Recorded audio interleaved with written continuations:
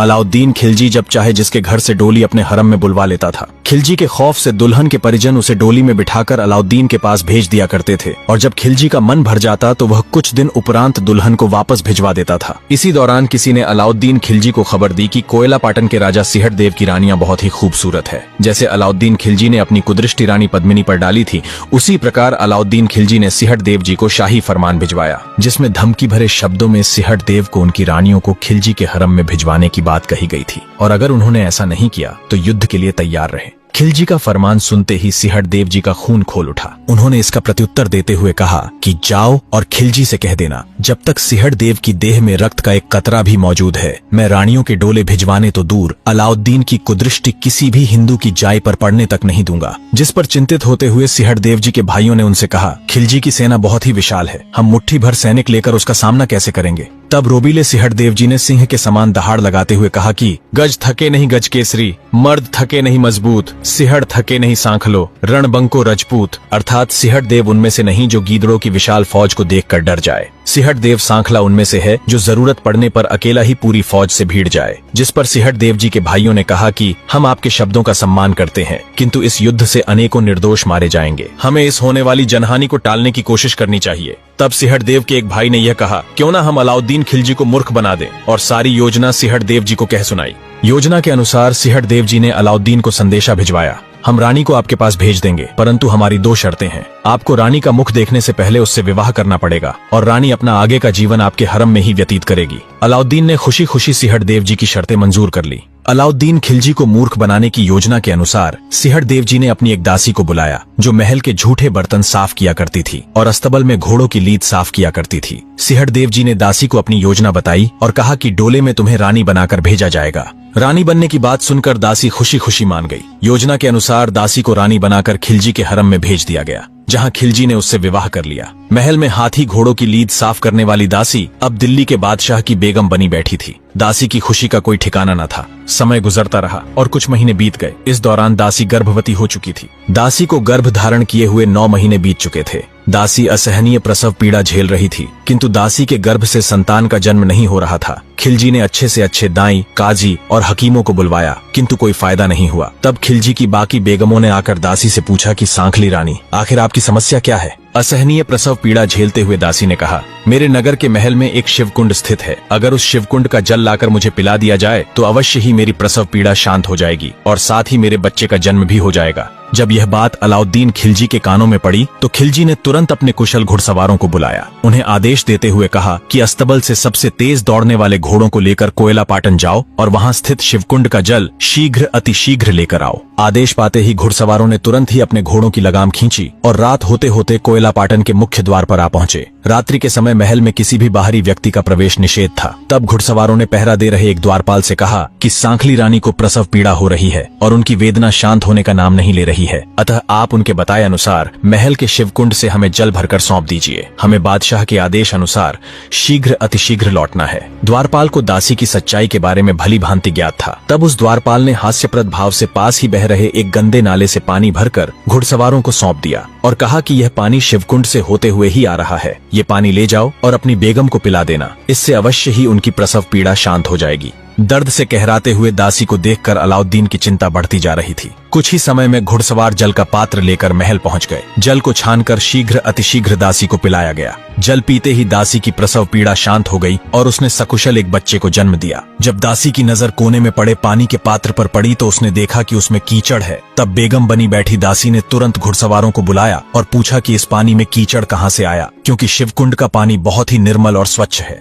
घुड़सवारों ने सारा वृतांत बेगम को कह सुनाया। दासी यह सोचकर अत्यंत दुख में डूब गई कि अगर मैं भी किसी राजा की बेटी होती तो मेरे लिए महल के दरवाजे रात्रि को खोलकर शिवकुंड का निर्मल जल रात को भेजा जाता, न कि मुझे नाले का गंदा पानी भेजा जाता। अपने भाग्य को कोसते हुए एकाएक दासी की आंखों से अश्रुधारा प्रवाहित होने लगी और वह फूट फूट कर रोने लगी। दूसरी तरफ जब अलाउद्दीन खिलजी को यह सूचना मिली तो अपने शहजादे को देखने की इच्छा लिए खिलजी खुशी से दौड़ता हुआ दासी के कक्ष में आ पहुंचा। खिलजी ने जैसे ही कक्ष में प्रवेश किया तो यह देख हैरान रह गया कि इस खुशी के अवसर पर उसकी बेगम फूट फूट कर रोए जा रही है। खिलजी ने जब उनके इस प्रकार रोने का कारण पूछा तो दासी ने कोई प्रत्युत्तर नहीं दिया। तब खिलजी ने अपना प्रश्न दोहराते हुए बेगम से कहा कि सांखली रानी, आप हमें केवल एक बार उसका नाम बता दीजिए, जिसकी वजह से आज इस खुशी के अवसर पर आपकी आंखों से अश्रुधारा प्रवाहित हो रही है। हम तत्काल उसका सर कलम करवा देंगे। तब रोते हुए दासी ने बादशाह से कहा कि मुझे बार बार सांखली रानी कहना बंद कीजिए। मैं कोई सांखली रानी नहीं हूँ, मेरी जाति सांखला नहीं है। मैं तो उनके महल की बस एक तुच्छ दासी थी जो उनके झूठे बर्तन साफ किया करती थी और उनके महल में हाथी घोड़ों की लीद साफ किया करती थी। मुझे रानी बनाकर आपके साथ निकाह करवा दिया गया। इतना सुनते ही अलाउद्दीन खिलजी आग बबूला हो उठा। उसने तुरंत अपने सेना नायक को बुलवाकर कोयला पाटन पर आक्रमण करने का आदेश दे डाला। उसी समय अलाउद्दीन की बेटी वहां आ पहुंची और उसने बादशाह से कहा कि बाबा, आज ही हमारे महल में खुशियों ने दस्तक दी है। अभी अभी तो मेरे भाई का जन्म हुआ है। खुशी के इस अवसर पर आप खून खराबा करने चले हैं, ये उचित नहीं है। ऊपर से मुझे सुनने में भी आया है कि सीहड़ देव को माता भगवती से वरदान प्राप्त है कि उन्हें कोई भी योद्धा पराजित नहीं कर सकता। और हो ना हो, यह बात इसको प्रमाणित भी करती है कि सीहड़ देव ने सैकड़ों बार शत्रुओं को रणभूमि में धूल चटाई है। कहीं खुशियों का ये पल हमारे लिए मातम में न बदल जाए। अतः आप अभी के लिए कोयला पाटन पर आक्रमण करने का विचार छोड़ दीजिए। अपनी बेटी के बार बार विनती करने पर अलाउद्दीन खिलजी मान गया और उसने कोयला पाटन पर आक्रमण करने का विचार बदल दिया। किंतु यह बात बार बार उसके मन को व्यथित किए जा रही थी कि सीहड़ देव सांखला ने उसे मूर्ख बनाकर उसका अपमान किया है। अलाउद्दीन यही सब सोच विचार कर ही रहा था कि उसकी बेटी ने इसका समाधान निकालते हुए अलाउद्दीन खिलजी से कहा कि बाबा, आपके भरोसेमंद सेनापति बदरुद्दीन की कोयला पाटन में अच्छी जान पहचान है, इसलिए आप बदरुद्दीन शाह के साथ समझौता करने का प्रस्ताव कोयला पाटन भेज दीजिए। इतना सुनते ही पहले से क्रोध में तिलमिलाया हुआ अलाउद्दीन अपनी ही बेटी पर भड़क उठा और कहने लगा कि तू कब से हमारे समक्ष हमारे शत्रु का गुणगान किए जा रही है। एक काम कर, तू भी बदरुद्दीन के साथ कोयला पाटन जाकर मर। अलाउद्दीन खिलजी इस बात से भली भांति परिचित था कि राजपूत कभी भी भेजे गए दूत और महिलाओं को क्षति नहीं पहुंचाते हैं। खिलजी के आदेश पर उसकी बेटी को सेनापति बदरुद्दीन के साथ कोयला पाटन भेज दिया गया। कोयला पाटन पहुंचकर सेनापति बदरुद्दीन सीहड़ देव जी सांखला के समक्ष उपस्थित हुआ और स्थिति की गंभीरता बताते हुए सीहड़ देव जी से कहने लगा कि आपके द्वारा इस प्रकार से किए गए छल के परिणाम स्वरूप बादशाह अलाउद्दीन खिलजी आप पर अत्यधिक क्रोधित है और कोयला पाटन पर आक्रमण करने के लिए अपनी सेना तैयार कर रहे हैं। लेकिन अब भी समय है। अगर आप सांखली रानी का डोला बादशाह के हरम में भिजवा देते हैं तो इस युद्ध को अवश्य ही टाला जा सकता है। इतना सुनते ही सीहड़ देव जी ने ऊंची आवाज में प्रत्युत्तर देते हुए कहा कि लागे कुल में दाग दिल्ली डोला भेजता, अरे सिंह मणदरमणि नहीं कोई जिंदा लेवता। अर्थात अगर मैं सांखली रानी का डोला अगर खिलजी के हरम में भिजवा दूंगा तो मेरा कुल कलंकित हो जाएगा। जिस प्रकार एक जिंदा शेर की खाल निकालना असंभव है, जिस प्रकार एक नाग के जिंदा होते हुए उसकी मणि लेना असंभव है, उसी प्रकार सीहड़ देव के जिंदा रहते डोले नहीं भिजवाए जाएंगे। बदरुद्दीन की बात का प्रत्युत्तर देते हुए सीहड़ देव जी ने कहा, किसी माई ने ऐसा पूत न जना होगा जो सीहड़ देव सांखला को भयभीत कर सके। आंखों में क्रोध की ज्वाला लिए सीहड़ देव जी गरजते हुए बोले, इस बात का प्रत्युत्तर तुम्हारे बादशाह अलाउद्दीन खिलजी से मिलकर ही दूंगा। इतना कहकर सीहड़ देव तुरंत अपने घोड़े पर सवार हुए और सीधे दिल्ली आ पहुंचे। बादशाह के भरे दरबार में सीहड़ देव सांखला ने अपने कदम ऐसे आगे बढ़ाए मानो गीदड़ों के झुंड में किसी दहाड़ते शेर ने प्रवेश किया हो। सीहड़ देव जी के दरबार में उपस्थित होते ही बौखलाए खिलजी ने अपनी नीचता का परिचय देते हुए सीहड़ देव जी से कहा, हमारे सुनने में आया है कि तुम्हारी रानियां बहुत ही खूबसूरत है, एक बार मुझे भी उनका खूबसूरत चेहरा दिखा दीजिए। इस पर प्रत्युत्तर देते हुए सीहड़ देव जी ने कहा कि जब तक सीहड़ देव सांखला जीवित है, रानियों का चेहरा देखना तो दूर, तुम्हें रानियों की परछाई देखना भी नसीब नहीं होगा। इस पर अलाउद्दीन खिलजी क्रोधित हो उठा और सीहड़ देव जी से बोला, तो फिर ठीक है, युद्ध के लिए तैयार हो जाओ। बादशाह की चुनौती का प्रत्युत्तर देते हुए सीहड़ देव जी ने कहा, क्या औकात है तेरी बादशाह, लड़े तो मुझसे आए। इन पाटन नगरी माही ने तपे सीहड़ दे राय, दाढ़ी मुझ काटू तेरी चुड़ी दूं पहनाए, और तिरिया रूप बनाए के तन दिल्ली दूं भिजवाए। अर्थात बादशाह तुम्हारी क्या औकात है जो तू मुझे युद्ध की चुनौती दे रहा है। अगर तूने कोयला पाटन की तरफ आंख उठाकर भी देखा तो मैं तुम्हारी दाढ़ी मूछें काटकर, तुम्हारा स्त्री के सामान भेष बनाकर तुम्हें दिल्ली भिजवा दूंगा। सीहड़ देव जी युद्ध की चुनौती स्वीकार कर कोयला पाटन लौट आए और पूरा वृतांत अपने भाई बंधुओं को कह सुनाया। सीहड़ देव जी के भाइयों को यह भली भांति ज्ञात था कि अलाउद्दीन खिलजी के मुकाबले हमारा सैन्य बल अत्यधिक क्षीण है, संभवतः ही हमें हार का मुख देखना पड़ेगा। यही सब सोच विचार कर सीहड़ देव जी के भाइयों ने युद्ध करने से साफ इनकार कर दिया और कायरों के भांति पीठ दिखाते हुए वहां से चले गए। जिसके बाद सीहड़ देव जी सीधे मां चामुंडा के मंदिर में आ पहुंचे और पूजा करते करते अपनी तलवार म्यान से खींच निकाली और जय मां चामुंडा का उद्घोष करते हुए तलवार के एक ही वार से अपना शीश धड़ से अलग कर डाला। अपना कटा हुआ सर माता के चरणों में रखने ही लगे थे कि तभी साक्षात माता चामुंडा उनके समक्ष प्रकट हुई। उन्होंने कहा कि सीहड़ देव, मैं तुम्हारी भक्ति से अति प्रसन्न हूँ, तुम चिंता मत करो, मैं रणभूमि में तुम्हारे साथ रहकर दुश्मनों का नरसंहार करूंगी। जब तू रणभूमि में लड़ेगा तो 64 जोगणियां, 52 भैरव, 52 वीर और स्वयं साक्षात भगवती चामुंडा तुम्हारे साथ असुरों का संहार करेगी। माँ भगवती ने सिंहड़ देव को आज्ञा देते हुए कहा कि तुम जाओ और अपना यह कटा हुआ शीश अपनी माता को सौंपाओ और उनसे कहना कि जब तक तुम युद्ध जीत कर वापस नहीं लौट आते, इस कटे हुए शीश को धरती पर न रखें। इन सब के बीच चूंकि बदरुद्दीन के रिश्तेदार भी कोयला पाटन में मौजूद थे, तो बदरुद्दीन और शहजादी ने जब एक बार फिर अलाउद्दीन खिलजी को युद्ध न करने की सलाह दी, तो आग बबूला हुए अलाउद्दीन खिलजी ने उन्हें कहा कि इसी वक्त यहाँ से निकल जाओ, नहीं तो तुम दोनों को भी मौत के घाट उतार दिया जाएगा। जिसके बाद बदरुद्दीन और शहजादी दोनों सिंहड़ देव जी की शरण में कोयला पाटन आ पहुंचे। सिंहड़ देव जी ने अपना कटा हुआ शीश माता को सौंप दिया और माँ भगवती की आज्ञा अनुसार माता से कहा कि माँ, जब तक मैं युद्ध में विजयी होकर वापस न लौट आऊं, मेरा ये शीश जमीन पर मत रखना। इतना कहकर सिंहड़ देव जी युद्ध के लिए रवाना होने लगे। तब उनकी रानियों ने सिंहड़ देव जी का रास्ता रोकते हुए कहा कि आप तो अपना शीश उतार के युद्ध भूमि में वीर गति को प्राप्त होने जा रहे हो, आपके बिना हमारे जीवित रहने का क्या औचित्य है। अतः